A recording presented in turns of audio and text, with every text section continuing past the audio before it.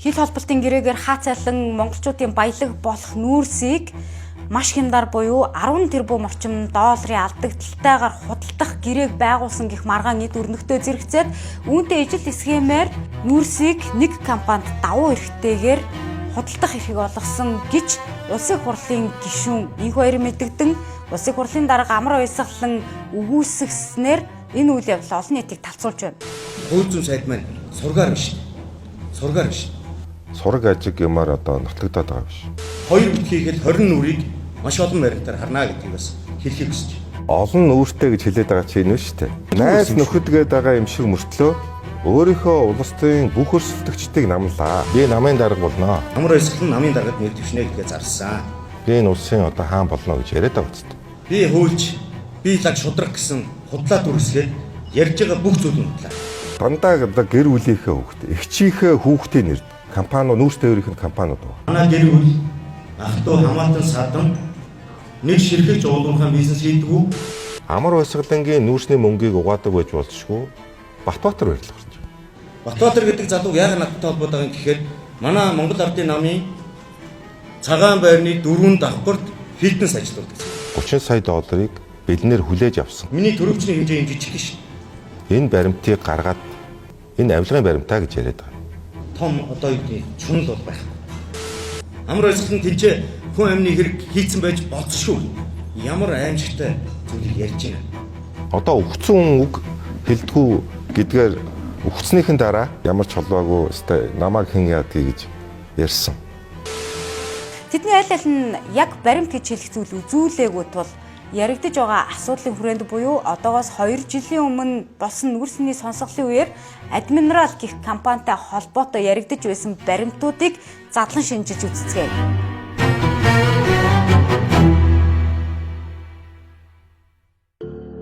(2020 оны 10 дугаар сарын 15 Бортыг ордыг ил уурхайн аргаар ашиглах тэзүг баталж ZM600 технологийн нойтон болон хуурай аргаар нүүрс баяжуулах үйлдвэр барихаар тусгасан. 2021 оны 2 дугаар сарын 9 тэзүг үндэслэн Эрдэнэс 5-7 захирал Гавхыг Бортыг уурхайн гэрээ толборлагчийн сонгон шалгаруулалтыг зарлахаар болов. Тэгвэл Бортыгийн орд нь нийт 2.3 тэрбум орчим тонн нүүрсний нөөцтэй. Батлагдсан нөөцийн хэмжээгээр бидэнд 1072 хувьцааны ногдол ашиг өгдөг цанхийн ордтой дүүрхэц 5 толгойн 2 дахь том орд юм. Тус ордын үнэлгээг 13 жилийн өмнө 3.7 их найт төгрөг гэж тогтоож байжээ. Харин 2023 онд тухайн үеийн ханшаар 404 их найт төгрөг гэж шинжээч тодорхойлсон байдаг. 2021 оны 3 дугаар сарын 5 Эрдэнэс 5-7 захирал Гавхыг Бортыг уурхайн гэрээ толборлагчийг сонгон шалгаруулах үнэлгээний хорог байгуулав. 3 дугаар сарын 17 гэхдээ үнэлгээний хорог байгуулснаас 12 хоногийн дараа үнэлгээний хорооны нарийн бичгийн дарааг өөрчилж худалдаа авах ажиллагааны газрын мэргэжилтэн Бат Амгалан томилжээ. 2021 оны 3 дугаар сарын 19 тендер зарлав. Яг эндээс өнөөдөр олон нийтийн анхаарлын төвд ороод байгаа Бортыгийн ордтой холбоотой асуудал өрнөж эхэлнэ. Учир юу гэвэл тендер нээхээс яг 4 хоногийн өмнө холбогдох эрх бүхий байгууллагаас болиулсан тул гих тайлбартаагаар эхний тендерийг цуцлав. Үнэлгээний хорооны хурлын тэмдэглэлээс үнэлгээний хорооны нарийн бичгийн дарга Бат Амгалан Эрдэнэс 5-7 уцаад компани гүйцэтгэх захирал Гавхыг болон холбогдох эрх бүхий байгууллагаас үүрэг өгсөн гих шалтгаанаар тендерийг зогсоосон. Тэрээр нүүрсний сонсголд оролцохдоо дараах тайлбарыг өгч байв. Манай худалдаа авах ажиллагааны газрын дарга Бат Эрдэнэс үүрэг өгсөн. Гүйцэтгэх захирлаас үүрэг өглөө.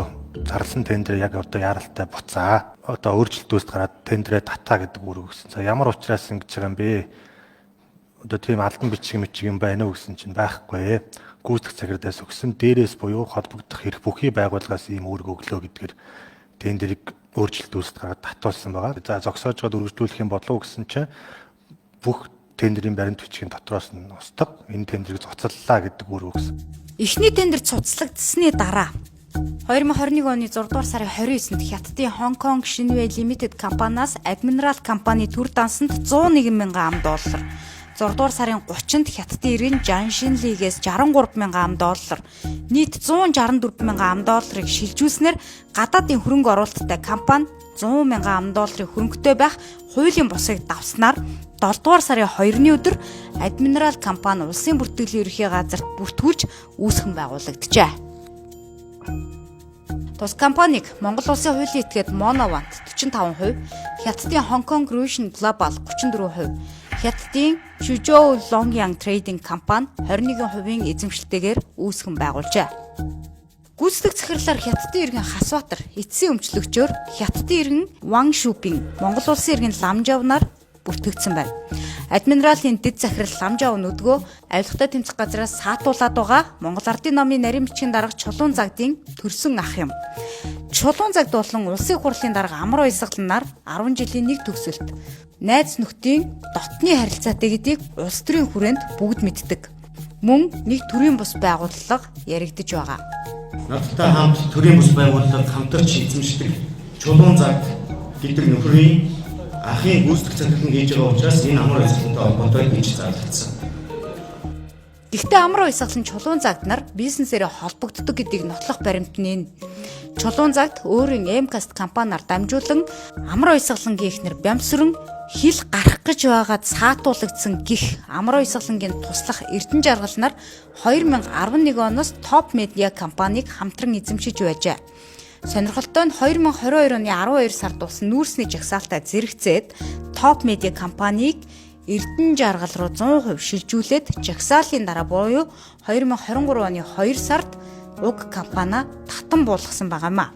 Түүнчлэн улсын хурлын дарга Амар Баясгалангийн төрсөн ах Амгаланбаатарын хүү Эрхэнбаяр нь Digital PR компаниараа Surface Mining Mongolia компанийг эзэмшдэг байсан. Талигач Хасбатар 2019 оноос Эрхэнбаяртай хамт уг компанийг эзэмшиж байсан баримт нь UBN сайтад нийтлэгдсэн байна.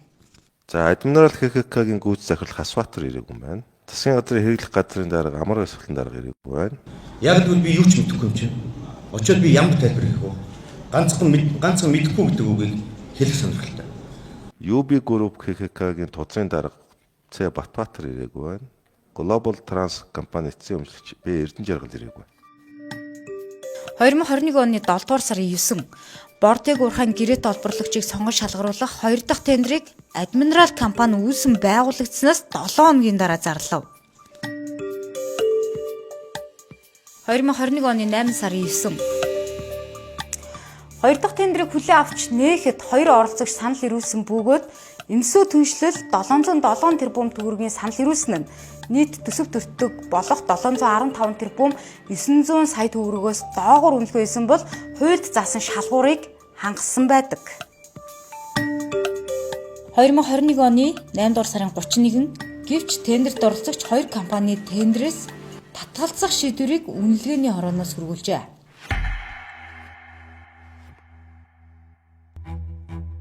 2021 оны 9 дугаар сарын 6 эмсүү түншлэлийг төлөөлж Mongolian Contract Mining Service компани Эрдэнэс 5-7 үнэлэлгүйгээр тендерээс татгалзсан гэх гомдлыг сангийн яамд гаргав. Гэтэл Mongolian Contract Mining Service компани гомдол шийдвэрлэх хуулийн хугацаа дуусгаас яг 1 өдрийн өмнө гомдлоо гинэд эргүүлэн татжээ. Яагаад талцсан бэ гэдэг дээр ер нь бол захиалагчийн шийдвэрийг хүлээн зөвшөөрч чинь гэсэн үг. Зөвшөөрөхгүй байна гэдэг гомдол гарчаад за ер нь зөвшөөрч байна энэ захиалагчийн шийдвэрийг гэд буцаасаа Шоронд ял эдэлж байгаа ган хуйг тухайн үеийн Монгол Ардын намын ерөнхий нарийн бичгийн дарга Дашцэвгийн Амар Баясгалан руу Viber чат бичсэн баг. Бор таг дээр механизац хийж авах тухай та бид хоёрын олон жилийн бодод төлөвлөсөн ажиллагаа бүтлгүүтэх гэдэг шүү. Та анхаарал хандуулаач гэдэг мессежүүдийг бичсэн. 2021 оны 9 дугаар сарын 14 ингээд элтэд хууль зөрчиж адмиралд давуу байдал олгосон байж болзошгүй үйл явдлууд цааш өрнөх болно. Mongolian Contract Mining компани сангийн яамд гаргасан гомдлоо буцаасны яг маргааш нь тендерийн үнэлгээний хорооноос тендерийн шалгуурт 4 өөрчлөлтийг оруулжээ. Энэ хэнд ашигтай вэ? Дахиад 1 өдрийн дараа Эрдэнэс 5-7 захирал ган хуйг Бортыгийн уурхайн гэрээт олборлогчийг сонгон шалгаруулах үүрэг бүхий нийт 7 хүний бүрэлдэхүүнтэй тендерийн үнэлгээний хорооноос 4-ийг нь өөрчилж тендерийн баримт бичигт өөрчлөлт оруулах санал хүргүүлээд байсан геолог уулуурхаан төлөвлөлтийн хэлцээний дарга уужим санааг оруулж ирсэн байдаг. Үнэлгээний хороонд байсан жоохон шудраг хүмүүсээ гаргаад оронд нь янз бүрийн хүмүүс орж ирдэг. Орж ирэхээр шаардлагуудаа их бууруулдаг. Таны саналаар л явсан байна уужим санаа. Уг нь бол нойтон болон хуурай байжуул хостмол байсан юм шиг. Тэгээ санал тавьж байгаа та хуурай байжуул дан хуурай болгосон байна. Дан хуурай байжуул нэг чинь шигшүүр шүү дээ. Нэгсэн шигшээд нүрсэн гаргана. 2021 оны 9 дугаар сарын 14 тендерийн үнэлгээний хороонд байсан уужим санаа тендерийн шалгуурт байсан ZM 600 буюу хуурай болон нойтон аргаар нүрс баяжуул үйлдвэрийн шалгуурыг ZM 600 биш хуурай аргаар баяжуулах гэж өөрчилсөн асуудал нь 9 дугаар сарын 14-ний өдрөөс. Тендер зарлагдахаас өмнө уужим санаа энэ тендерт оролцсон МТАС түншлэлийн шалгуур хүчин чадлыг үзээд олзуурсан гэдэг ярилцлага өгсөн нь анхаарал татна. Энэ барьж байгаа энэ шалгарсан компанийн бол тухайн үе тендерийн материал дээр ирүүлсэн материал нь маш өндөр байсан. Энийг бас би олзуургасан. Энэ юу вэ гэвэл тендерийг зарлаагүй байхаас урьдаа тэрээр материал ирүүлсэн компани материалтай танилцаад олзуургасан гэж хардаж болохоор ярилцлагыг сонслогдлын үед өгчөө. 2021 оны 9 дугаар сарын 16. Ингээд дараа өдөр нь Бортигийн уурхаан гэрээт олборлагчийг сонгон шалгаруулах 3 дахь удаагийн тендерийг зарлав. Энэ бүх процесс ердөө 4 хоногт л өрнөсөн. 2021 оны 10 дугаар сарын 5 уужим санаа үнэлгээний хорооны гишүүн болсныхоо дараа худал агуулга бүхий дотоод алтан бичгээр тендер шалгарсан компани нь Бортигээс олборлсон нүүрсээ борлуулах талаар тендерийн баримт бичигт тусгуулах санал хүргүүлж дахин өөрчлөлт хийсэн тухай шинжээж хэлсэн байдаг. 2021 оны 10 дугаар сарын 18 тендерийг хүлээн авч нээхэд ганцхан оролцогч байсан байна. Тэд төсөв төртөг болох 715 тэрбум 900 сая төгрөгийг яг тулгаж саналаа өгсөн нь шалгарсан. МТАС түншлэл гэж юм бэ? Mongolian Contract Mining Service 5 хур, Admiral Special Mining Service компани нийлээд МТАС түншлэл болж байгаа юм. Энэ түншлэлийн хоёр компани болох Mongolian Contract Mining Service, Special Mining Service хоёр бол өмнөх 2 дахь удаагийн тендерт оролцсон эмсөө түншлэлээ. Өөрөөр хэлбэл Өсөх зоос компанийг хасаад оронд нь энэ хоёр компанийг оруулж ирсэн гэсэн үг. 2 дахь тендерт түншлэл хэлбэрээр оролцож байсан Өсөх зоосын ягаар авчихсан. 6 нойрын микро. За энэ Өсөх зоос алтан говь гэдэг компани бол үндсэндээ шаардлага хангахгүй гэж үзсэн. За Өсөх зоосоос болоод 2 дахь тендертэй ялагдчихлаа гэдээ Өсөх зоосыг гаргацсан байна тийм үү? Ер нь бол тэгж үзэж болно. Ер нь. За тэгээ Өсөх зоос гэдэг нь бол шаардлага хангахгүй байна гэд бүр шаардлага хангахгүй компанитай түншлэлт нь ямар учиртай? 2021 оны 11 дугаар сарын 17. Ингээд Эрдэнэс 5 официат компани болон МТАС түншлэлийн хооронд гэрээ байгуулжээ. Энэ гэрээнээс анхаарал татах зүйл нь хамгийн сүүлд байгуулагдсан Admiral компани нүрс баяжуулах үйл ажлын 100%, борлуулах ажлын 60%-ыг хариуцсан гэсэн санхүүгийн хувьд давуу байдалтай харагдана.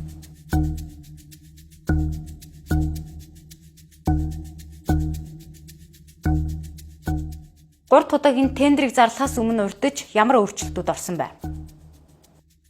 Нэгдүгээрт түншлэлийн гишүүн тус бүрийн борлуулалтын орлого сүүлийн 3 жилд тендерийн нийт төсөв төртгийн 15% буюу 107 тэрбум 300 сая төгрөг байна гэж заасныг үүсгэн байгуулагдаад ердөө 3 сар болсон Admiral зориулж түншлэлийн оролцогч тус бүрийн нийт борлуулалтын орлогыг нэмж тооцсон болгож өөрчилсөн тухай шинжээчийн тэмдэглэлд дурджээ. Энэ шаардлагыг хангахгүй байсан этгээдийг давуу байдал олгож шонгон шалгаруулах зорилгоор хийсэн өөрчлөлт байна гэдэг дүгнэлтийг танилцуулсан. Түншлэлийн гишүүн тус бүр хамтдаа хангуул зогх шаардлага гэж. Тэгэхээр энэ дээр нь бол тийм тусгаатай нэг хүнд нь одоо юм заасан тийм хуулийн заалт байхгүй маань бид нар бол орж болох юм байна гэж үзсэн. 2. Тендерт оролцогч нь сүүлийн 3 жилийн аль нэгдэнд 7 сая метр куб болон түүнээс дээш уулын ажил гүйцэтгэсэн болохоо нотолсон гэрээ болон дүнсэн акт ирүүлэх шаардлагыг огт үйл ажиллагаа явуулж байгаагүй Admiral зориулж зөвхөн өрөмдлөг тэсэлгээнд хамаарахаар болгож өөрчилсөн. гүйцэтгэгч одоо ингээд орж ирж байгаа хүмүүс нь санал тавихаар тэр саналыг аваад ингээд өөрчлөлт хийдэг юм а гэсэн ийм юм хэлчих юм. Тэгж болд юм уу? Орж иж байгаа тендерт орж иж байгаа компаниуд нь би тэгмээр байна гэхээр тэгдэг гээд аваад тендерийн бичиг баримтыг өөрчлөөд 3. Бортыгийн уурхай нүүрсийг баяжуулахдаа нойтон болон хуурай аргыг хослуулан ZM600 технологийн үйлдвэр барихаар тэзүүд тусгасныг зөвхөн хуурай аргын технологи бүхий үйлдвэр болгож өөрчилжээ. Батлагдсан тэр тэзүүгийн дагуу тендер шалгаруулалтыг зохион байгуулах ёстой этгээд болохоос биш тэзүүгөө өөрчилж ягаад нэг компани давуу байдал олгоод 7 үгний цаана хэдэн их найдын нүүрс зарах онцгой эрх олгоод байна гэж яриад байгаа чи энийг хэлээд байгаа. 4. Өмнө нь ижил төстэй ажил гүйцэтгэсэн туршлагыг үнэлэхдээ сүүлийн 3 жилийн аль нэгд нь ашигт малтамлын баяжуулах, ангилан ялгах үйл ажиллагаа явуулж байсан судалгаа хийсэн. Баяжуулах технологи нэвтрүүлсэн байхаар заасныг администрат тааруулж зөвхөн судалгаа боловсруулсан байх болгож өөрчилсөн тухай шинжээч тэмдэглэлтэд дурдсан байна. ямар эрх мэдлээр та бүхэн энд хөнгөлтийг цаашаа харж байгаад өөрсдөө тойрч сууж байгаад хөнгөлт үзүүлээд байгаа юм бэ? Ямар бичиг баримтан дээр хэний удирдамжаар ямар бичигээр ирсэн удирдамжийн дагуу өөрчлөлт хийгээд байгаа юм бэ гэдэг чинь асуугаад байна шүү. За ямар өөрчлөлт оруулж байгаа юм бэ? 7 үг нэмж байна. 7 үгний цаана хэдэн их найдын нүүрс зарах онцгой эрх олгоод байна гэж яриад байгаа чи энийг хэлээд байгаа. Энэ Бортогийн уурхай нүүрсийг зах зээлийн ханшаар борлуулах эрх болгочихж байгаа. Тендерийн бичиг баримтан дээр маш их өөрчлөлтүүд хийсэн байна. Маш олон өөрчлөлт хийсэн байна. Би тийм учраас монопол эрх гэж яриад байгаа. Тэгвэл тендерийн баримт төчигт удаа дараалан өөрчлөлт оруулж администрат компанид давуу байдал олгож хууль зөрчсөн гэж харагдах уужим санаа гэж юм бэ? За уужим санаа гэдэг залуутай би сая 24 оны сонгуульд нэр дэвшиж очиход Завхан аймгийн Тосон Цэнгэл сумын намын хараан дарга гэдгээр нь танилцж ирсэн. Тэрнээс өмнө огт танилцж байгаагүй. Мэдчихв. Тэрээр 2018 оноос Эрдэнэс тавнлахад ажиллаж байгаад 2024 оны орон нутгийн ээлжид сонгуулиар Завхан аймгийн иргэдийн төлөөлөгчдийн хуралд Монгол Ардын намаас сонгогдсон одоо аймгийн засаг даргын орлогч өгөөд түүний эхнэр Хажид маань Монгол Ардын намын нарийн бичгийн дарга Чулуун Загдын удирдлага доор Монгол Ардын намын удирдах зөвлөлийн ажлын албаны хэвлэл мэдээлэл олон нийтэд харилцах газрын даргаар ажиллаж байгаад Солонгосын нийслэл Сөүл хот дахь Улаанбаатар хотын төлөөлөгчөөр томилогдсон ажиллаж байжээ. 2022 оны 2 дугаар сарын 17 оны өдөр уужим санаа Эрдэнэс тавнлахын газрын 35 га газрыг администралд эзэмшүүлэх хүсэлтийг орон нутгийн удирдлагад гаргасан яг тэр өдөр нь администралаас мөн газрыг ашиглах хүсэлтийг орон нутгийн удирдлагт хүргэсэн. За улмаар яг 6 хоногийн дараа энэхүү гэрчлэгээ гарсан бөгөөд газар ашиглах эрхийн гэрчлэгээ за үүнийг бол үйлдвэрийн барилга байгууламж бусад газрын зориулалтаар 5 жилийн хугацаатай эзэмшүүлж эрхийн улсын бүртгэлийн дугаарт бүртгэж гэрчлэгээ олгох гэсэн байна. Энэ эзэмшүүлж гэдэг үгэн дээр л гайхаад байгаа юм л да.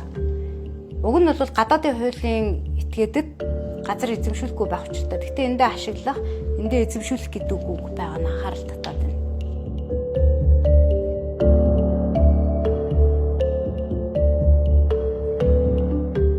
Одоогоос 2 жилийн өмнө 2023 оны 12 дугаар сарын 22-ны өдөр нүүрсний сонсгол дээр сонсгол цэг эмэн сайт руу 30 сая долларыг хятадын иргэн Монгол улсын иргэн лам жавд өгч гарын үсэг зурулсан баримтын асуудал яригдж байна. Энэ мөнгө хайчсан байна. Хятадуудаас бэлнээр авсан мөнгө.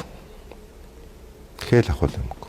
Зурж мөнгийг хүлээж авсан дээр нь Чулуун Загдын төрсөн ах ламжав, Чулуун Загдын эхнэр хоёрын гарын үсэг байна. Би тэгээ одоо 30 сая доллар оруулж ирчээд хаана хийж юундаа шингээх вэ? Миний төрөвчний хэмжээ жижиг ш.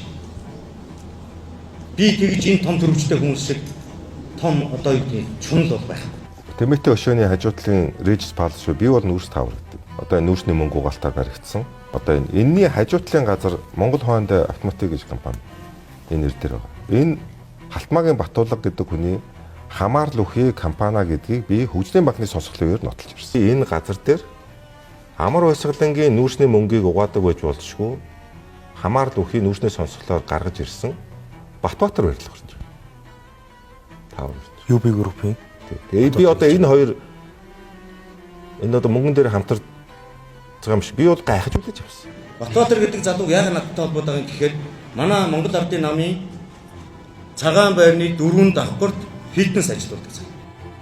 Улсын хурлын дараа Амар Баясгалангийн төрсөн ах Лувсанд орчин UB группийн үүсгэн байгуулагч Батбаатарын ээж энхээтэй BCTSS компанийг хамтран эзэмшдэг тухай улсын бүртгэлийн лавлгаа энд байна.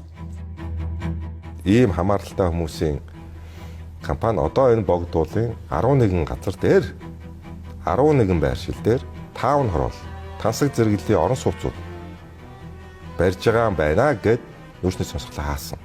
Энэгээр би юу хэлэх гэж байсан? Энэ хулгай хийсэн олон сая доллар авилгын асуудал богдууланд саяны ярьж байгааг Угаагдах юм. барилгын материал, барилгын хэрэгсэл мөнгө болж угаагдаж байна шүү гэдгийг би хэлсэн гэсэн үг. Энэ залуугаар цагаан байрныхаа засварыг 10 жил хийдэггүй байшингийн хуучирсан одоо засварыг нь хийлгээд оронд нь бартер хийгээд одоо манай энэ 4 давхрыг түрээслээд байж идэв. Ийм л харилцаа. Баримт өөрөө ярьдаг гэдэг. Бортигийн ордыг тойрсон би мэдхгүйчүүдийн тунд энэ бүх зангилаг тайлах цор ганц гэрч байсан нь Хасбаатар байсан юм. Тэрээр 2025 оны 3 дугаар сард Уурхайн кемп дээрээ ажиллаа хийж яваад унтсан өглөө нь сэрээгүй. Түүний өхөл учир битүүлэг. Ахуул авсан гэмт хэрэгт одоо Ч нарын нэр бүхий албан тушаалтныг бол холбогдуулан мөрдөн шалгах ажиллагааг явуулж байгаа. За тэгээд нийслэлийн ажиллагааны явцад бол одоо хэрэгт ач холбогдол бүхий гэмтрийн шинжтэй уулмөр одоо эзүүлэх хор авсан. Тэр нь бол одоо сая Адмирал компани гүйцэтгэх захирлаар ажиллаж байгаад 2025 оны 3 дугаар сард нас барсан бүгд найрамд хятад дард улсын иргэн хээгийн гар үсгтээ дарцсан гэсэн. Улс төрийн талцаал хөшөөний ард байсан ноцтой асуудлыг сөхөж байна. Энэ нь нийт иргэдийн эрх ашигтай холбоотой тул төрийн өндөр албан тушаалтнуудын өгсөн мэдээлэл 2 жилийн өмнө болсон нүүрсний сонсголын баримтуудын хүрээнд өнөөдрийн нэвтрүүлгийг бэлтгэв.